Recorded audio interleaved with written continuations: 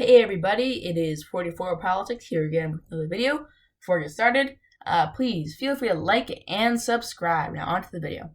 So, election is 20 days away, and let's see how the polling is doing, what the polling shows, and what my prediction is from now till then, and yeah.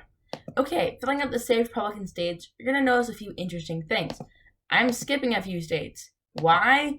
Because Joe Biden is actually doing very well in a lot of Republican states, or not really very well, but he's lowered them down to lean margins, or even in some cases like Missouri, likely are lean margins. So likely margins in places such as Montana, Utah, Kansas, and Indiana, as well as Tennessee, Mississippi, and Louisiana, and South Carolina. And Missouri is actually a lean state along with Alaska and Texas. And Texas is a swing state, so I'm going to leave that on blank for now, but yeah.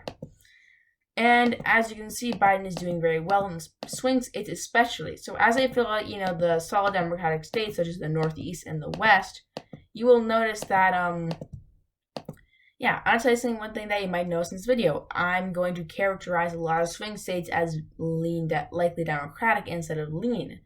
So you have Nevada. New Mexico is not really a swing state, but it's still about just under 15% for Biden. Virginia as well. But yeah. And there we go. Okay, and there. So yeah, as you can see, Colorado, Nevada, and New Hampshire, all considered swing states only just a little bit ago, are now considered likely Democratic. Why is this? Well, one thing the polling tells us, but also Biden's just doing generally better. I haven't even finished the lean states yet. You have Minnesota, and sorry about that, Illinois, Minnesota, Wisconsin, Michigan, and Pennsylvania. There we go. Joe Biden's at 278. I mean, this shows very good things for him, and you can see all my other videos where I show that Biden is currently winning in the polls. In every other prediction I've seen, everyone thought it would look something like this, or at least a few months ago before the race really got started, and it was the end part, towards November. I'm sorry, coughing a lot. Honestly, I thought it looked something like this, tilt or lean. Very close, but now it is actually at a point where it is likely. And that's very, very big, because that means that Biden doesn't have to win any of these swing states. While it would be very close, and the election would certainly be a lot less, It would look a lot better on Trump's part, for one thing, leaving only 18 electoral votes. It still would Biden still wins. And if you add in the lean states, such as Arizona, Georgia, Florida, North Carolina, second, and Nebraska second, Joe Biden's at 351. Now I will do the tilt states, which are Iowa, just very close, along with Ohio, also very close. And you can see this, 375 to 160. Biden is doing very well.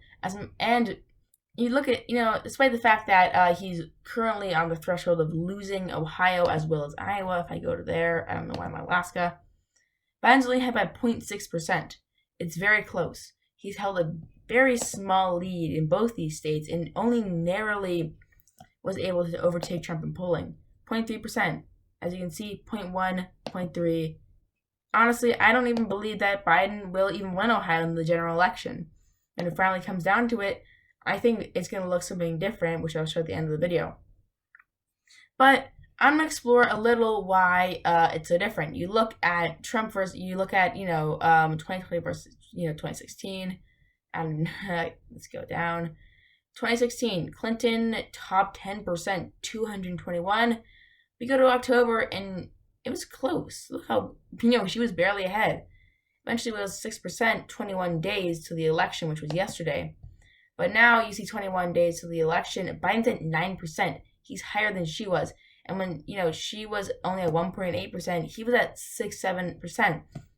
He's consistently polling several points higher than Hillary Clinton was. Another thing is that Hillary Clinton had scandal after scandal when she was running. And I think she lost a lot of trust in people, as well as all the allegations, which many of them were decently credible, against the DNC, saying that they sabotaged Bernie's campaign. There were, allegations of the Obama administration spying on Trump. It looks very bad on her part. They're coming off 8 years of a Democratic president, and Usually, after 8 years, the party is turned over. It has happened multiple times. And while if she had won, honestly, I bet the election would look something, well, like this year, when we at Colorado. But I don't think that Hillary would win in the end. It would probably look something like, here we go. It'd probably look something like this. I don't think she would even win if she had a second term. Hillary Clinton was not very popular compared to Joe Biden, who was very popular. The whole DNC seemed to be about making him look more relatable to regular Americans, and I think they did a good job with that, actually. If you watch the debate, they talked about him being such a nice guy and all that stuff. It looked so much better compared to Trump, being portrayed as an out-of-touch elite who thinks it's fine for people to die. And while it may not be true to a lot of people, it may not seem very true, it still had an effect on a lot of American voters, and I think that eventually Biden had such a bump. I've had very good comments saying that Biden's bump was a combination of Trump's coronavirus diagnosis, the debate, performance from Biden, and just, Trump does not seem to do very well in general. Donald Trump got coronavirus, and that does not look good on his part. It did a very bad job of canceling the second debate, having town halls instead. They might have the third one, though. But still, Biden very much won the second debate, and he think that Kamala Harris won the vice presidential debate. So really, that just had such a boost for him that he was able to overtake Trump in some key states. But in the end, I don't think it'll be like this. I think we'll say more like this, and Georgia will be very tilt. Yeah, 335 to 203. A still impressive victory for Biden. I think that several percent victory in the popular vote. He's still beating Trump by 132 electoral votes. That's pretty good, and it's not really Obama. It's not Obama 2008 levels, but it's Obama 2012 levels. So I'm going to show you some interesting things. As you can see here, this is Michigan in 2008. And as I may have said before, or as maybe guessed before, the only three states that Joe Biden needs to win, the Rust Belt, was that Hillary Clinton lost. Obama won it by 17% in Michigan, at least in 2008. 2012, he won it by a much more narrow margin, about 10%. Then Hillary Clinton lost it, but Biden is currently leading there by 2012 levels, I believe, at least. So maybe a little under, but it's very, very interesting, actually. Why is Trump doing so well in Michigan? Biden doing well in Michigan when Hillary Clinton lost it. I think that Biden really appeals to the working class American, and that is who he needed to win. And when Hillary Clinton just couldn't do that.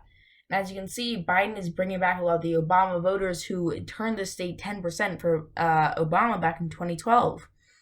And as he's harnessed those voters, now he can win them again in this election. So, yeah, that's pretty much it, honestly, for this video. This is my prediction. Yeah, sorry, guys, that's pretty much it.